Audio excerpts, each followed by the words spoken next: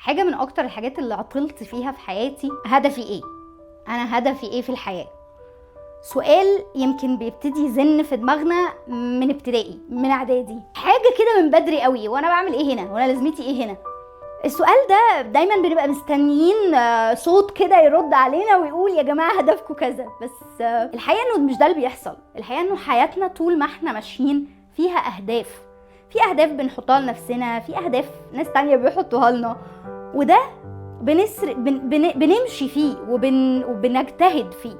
اللي عايزة اقوله هنا، اكيد سمعتوا عن السمارت جول، هاو انه اختار ازاي يبقى الجول بتاعي جول ذكي، الهدف بتاعي ذكي. يعني ايه ذكي؟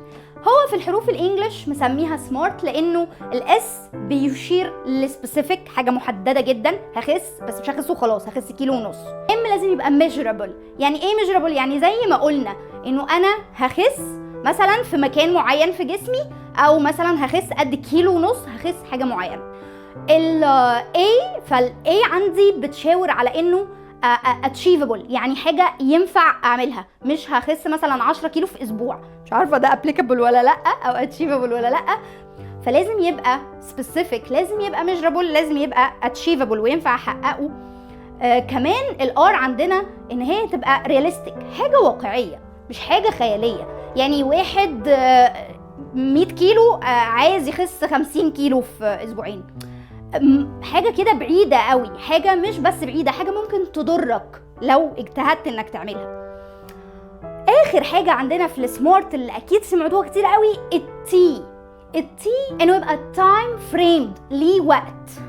يعني انا هخس 1.5 كيلو وخلاص، ما قلتش امتى ولا فين ولا ازاي، لا، 1.5 كيلو خلال وقت قد ايه. لما يبقى الجول بتاعك سمارت، ده بيساعدك جدا ان انت تحققه. بس الحقيقة أصلاً إنه أنا يبقى الجول ده بتاعي أنا، دي النقطة اللي عايزة أتكلم معاكم فيها أكتر النهاردة.